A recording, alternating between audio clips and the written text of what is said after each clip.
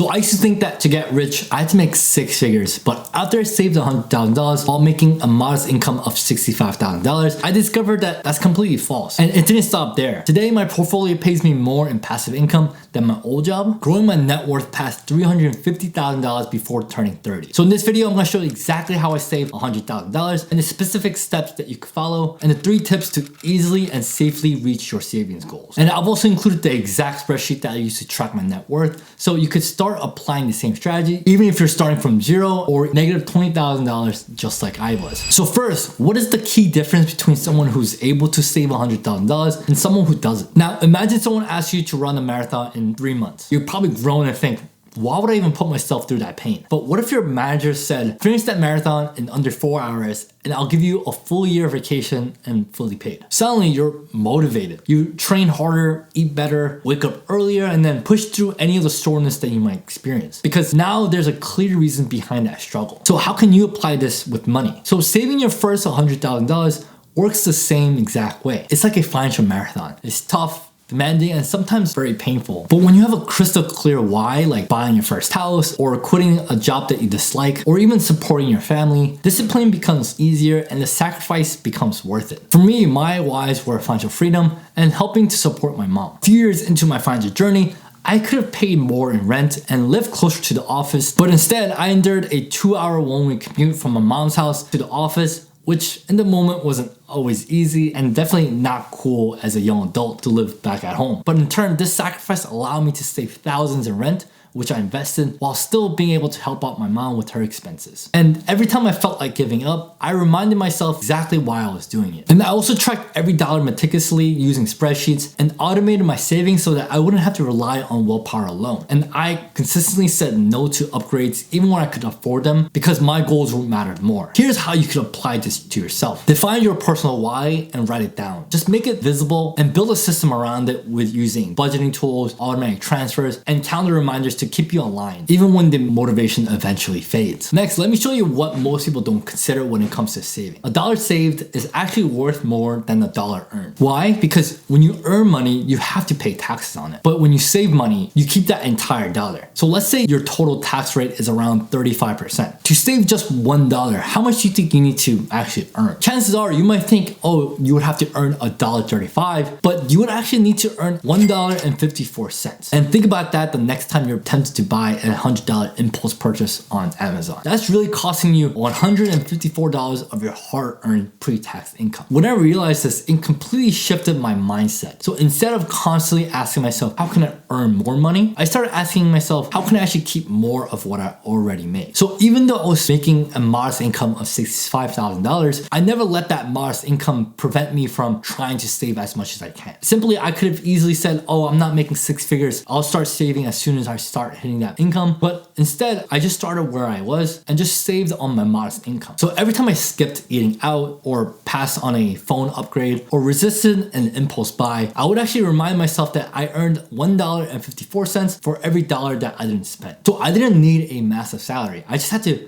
cut the waste, track my spending, and prioritize saving. By doing this, I was able to save more money than most people who are earning significantly higher salary than I was, but spent it without a second thought. And it wasn't about drastically increasing the income, it was about maximizing the value of the income I already had. And when you focus less on your income and more on your savings rate, even if you're not earning 6 figures, consistently saving a big chunk of your modest income can put you far ahead of someone who's earning much more but spends it all. Which brings us to the easiest way to start saving a lot of money with less effort. Now, imagine I ask you to gather 100 pounds of stuff from your room. Would you start picking out 1,000 pencils and socks? Of course not. You would immediately grab the heaviest items like a chair or a set of dumbbells because that's the quickest and most efficient way to reach your goal. So how can you apply this with saving? Too often people obsess over tiny expenses like a $4 coffee while completely ignoring the heavy hitters like housing, transportation, and food. And these 3 expenses are the real weight of your finances. And cutting them by a percentage has a far greater impact than skipping small indulgences. For me, housing was where I chose to save the most. I moved back home with my mom and I lived further away from work and I had to commute 2 hours each way, which added an additional 4 hours to my workday, and I had to do that 5 days a week. So in grand total, I was commuting for 20 hours a week. But this significantly cut my monthly rent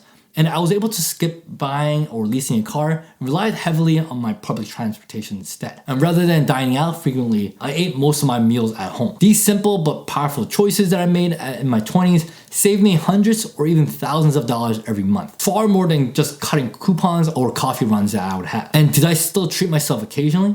Of course. But by focusing on the big few decisions as opposed to the 1,000 little ones, I was able to save far more with far less stress. And here's how you could apply this to yourself. Keep a track of your spending and identify the 3 big expenses. Just start there, and even if you're able to reduce your rent by $300 per month, that's $3,600 saved each year, which is far more impactful than nickel and diming the small stuff like avocado toast. Now, I completely forgot to put this in the video. Next, I want to break down how much I made with each year and then tell you how long it took for me to even get to $100,000 in net worth. So when I first started off after graduation, I was at negative $13,000 with $19,000 coming in from my student loans. And then about a year later, I got to $13,000. So within this, I made about, let's do this. In my first full year of working, I was able to go from negative $13,000 to $13,000 in net worth.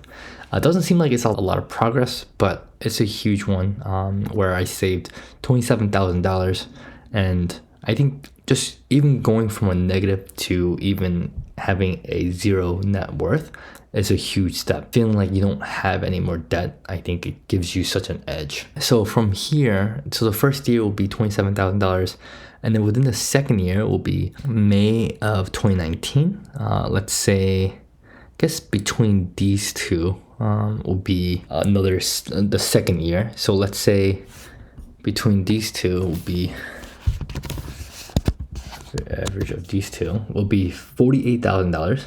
So going from this minus this will be $35,000. And so going from, it might be a little messy now, but on the first full year, I saved $27,000. The second year, I was able to save around $35,000 as on top of investment growth and dividends. And then going into my third year was when I actually hit $100,000. And so you could see here in June of 2020, I was able to hit $100,000. And so I think, let's say we started with this. So we just subtract this to the average of these two numbers, which will be May of 2019. I don't have that number, but I'll just put the average of those two. I was able to save $55,000. Most of this came from investment growth, as well as, if I remember correctly, I was able to get my 401k vested in my company after working there for 3 years. And so that must have been what hit during this time. And so you could see that big jump within 1 month. It went from $75,000 to $100,000. And so you could see that in terms of progress, it went from $27,000 to $35,000 to $55,000 in this third year. If I were to remember correctly, I don't think I really saved that much different between these 3 years.